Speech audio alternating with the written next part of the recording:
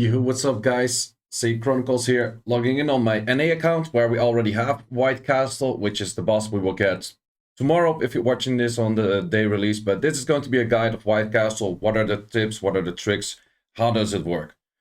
Well, White Castle is slightly different than Foggy because it's a lot more straightforward and it's actually easier if you do a lot of damage. It's harder if you don't do that. So I'm going to party up with a good friend of mine, which I've been playing a lot with in the NA server before. And we mostly cleared like all dungeons together. So we'll party up with him, show a bunch of runs, so show like 2 different kinds of runs. And then also going into like team comps and other setup. Okay, so we go in with the typical team of a healer, DPS unit, and a buffer. I'm playing together with Alucard. We don't have a third person just to showcase. In this case, we have quite a bunch more power than is needed. If I'm not mistaken, you need 290k power, and I'm not sure what is exactly needed for. That is for bonus. Not entirely sure what is needed for no penalty, but once I figure that out, I'll put that in the description down below as well. So this is White Castle. Normally third person starts over here. An important factor to know right away at the start of the boss is the first person to walk in will get the first skill targeted at him. So if I move in first, it will shoot the portals at me. It always shoots 2 portals at the start. And then you want to start going to the boss. Then it goes for a move on the left. You don't want to stand in that because, as you can see, that gives attack break and that kind of stuff. And a move on the right and then a move on the left. So you don't want to stand in those, and you want to start dishing out damage. It's as easy as that. A thing which is important with these portals is that they will go wherever you stand at that moment. So you don't want to drag them towards the boss itself. So the moment he spawns an arm, you have to hit that arm first because the boss becomes invulnerable, and then you have to hit the boss itself. So me and Alucard actually do quite a lot of damage, so that arm dies pretty fast. But now you can see that Alucard is targeted by those portals. If Alucard was standing right over here, which he did right now, sometimes there's a third one, you can mess up like the location for the portals, and the run can become a lot more difficult because your melee units will go into like the portal range. They start getting like a lot of hits and that kind of stuff. The Naomi of Alucard apparently already died for that reason, I think. So yeah, those are things you kind of want to care for and watch out for. So every time he is in this state and then he shoots a few lasers, and then afterwards you get the portals again. So at that moment you don't want to stand over there, but you kind of want to stand over here. Or if you're a cleave, like first he shoots the lasers, that is still fine. You can stand wherever you want, doesn't really matter. But if you are a cleave, if you don't want people to hate on you, the moment he's done with the lasers, if I'm not mistaken, you want to move backwards. So yeah, that's the moment you want to move backwards. Because if you're standing here and there, I think he just kind of froze. Like, that is still fine. Like, if they're on top of each other, at least we can stand here on the right. But if you would drop them here left and here right, it will be pretty annoying, and that's where you can often see like a run fail, for example.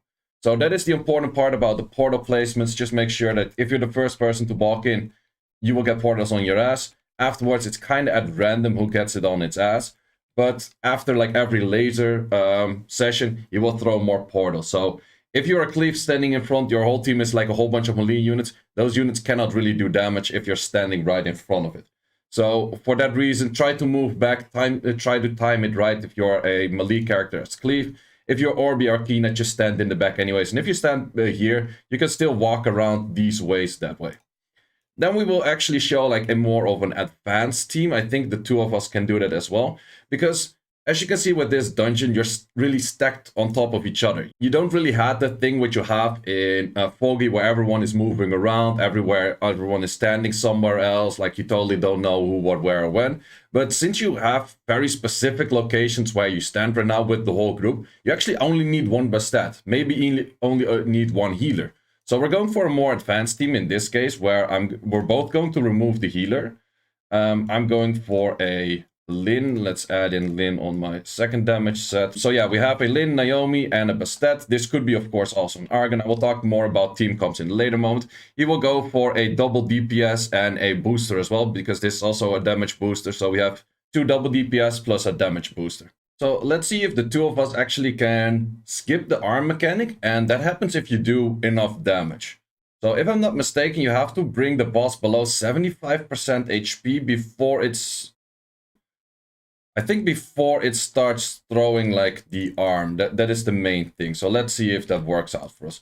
So we dodge those 2, we start hitting, bring all the defense breaks in, the branding, that kind of good stuff. Doing as much damage as possible, so you want to link your main damage dealer, and we actually had to destroy this. So in this case, if we totally skipped the arm state. We actually did a lot of damage with the two of us, not gonna lie. So yeah, we skipped the arm stage, and therefore it goes instantly in the laser. And after the laser, it will start dropping the portals again, but we pretty much already cleared before that.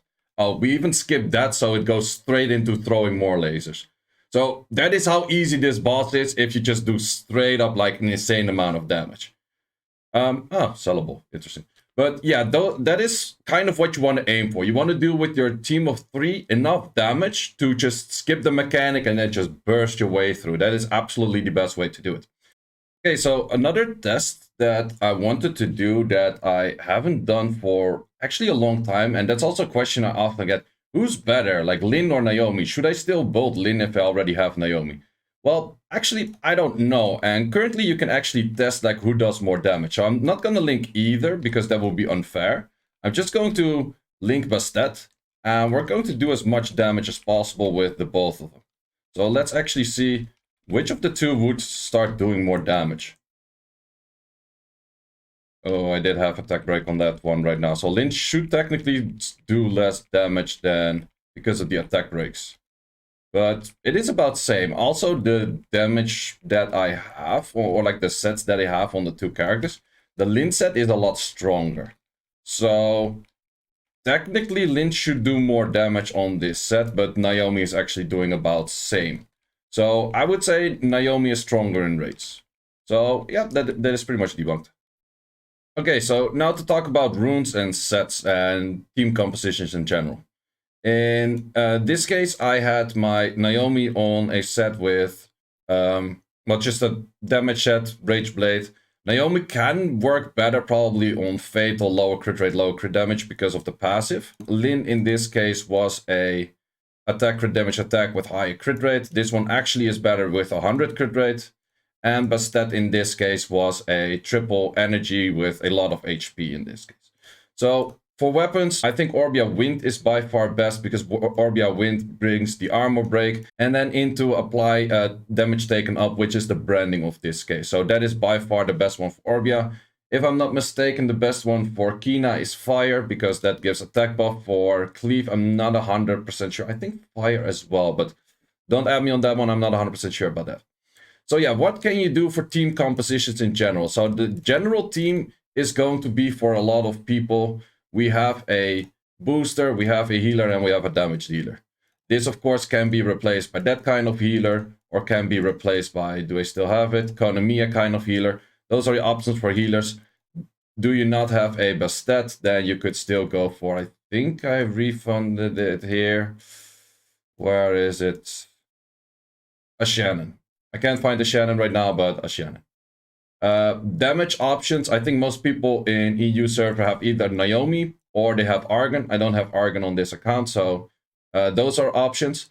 And as you could see, there are also different options for the buffer, because if one person has Bastet, not the whole team needs a Bastet. Like if you do slower runs, yes, maybe you need multiple Bastets for the shields, attack buff, and that kind of stuff. But you could also have 3 different kind of buffers that kind of complement each other.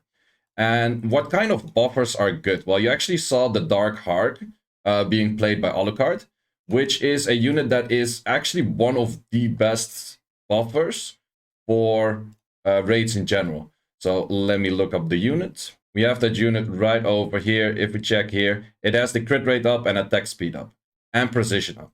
And then it also has the crit damage taken up. So this is a really loaded kit for your whole team to do more damage. If you have one of those in your party, your damage is going to skyrocket. It's a very good unit for that. Other units that do that kind of similar style is, for example, the Jack-o'-lantern. Jack-o'-lantern also has a bunch of things. Crit damage up.